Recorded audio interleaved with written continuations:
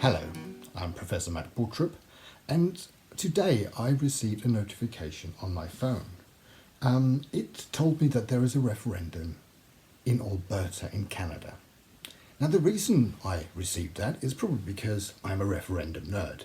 It could also be because I have just written an article that will be published in the ARINS Studies in International Affairs as a part of the ARINS project, which has got to do with Northern Ireland and Ireland on whether there should be reunification.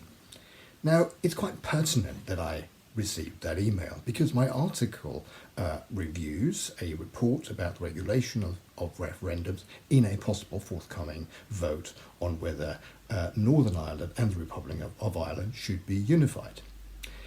In that report, they cover pretty much everything, and it's a very erudite report written by literally the good and the great from universities across these isles and beyond. But one of the things they don't cover is the social media, the role of social media and the way they can influence a vote. In the Brexit referendum in the United Kingdom, Dominic Cummings used social media to target people and arguably to change their minds. So if you have a particular interest, you get targeted and you get these adverts from Facebook and Twitter and the like. Now, it is obvious that it's crucially important that you regulate that. And we have many other regulations and restrictions on campaigning. For example, in the United Kingdom, you can't use advertising on television. However, you can use it on the social media. The television is kind of old hat, it's a little bit the old media, whereas the social media is the new media. So why couldn't we do that? Well, some people will say it was freedom of speech. Maybe, maybe not, but wouldn't it also be freedom of speech if we restrict advertising on TV?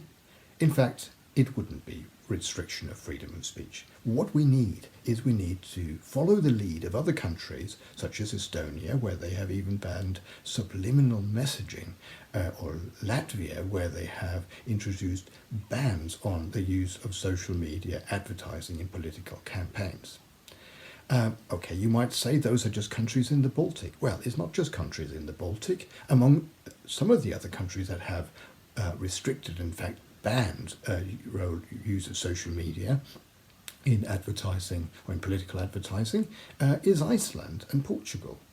So before we have a referendum, or if we're going to have a referendum on Irish unification, we need to have strict regulations and restrictions on the use of social media, because if we don't, it's not going to be a fair referendum.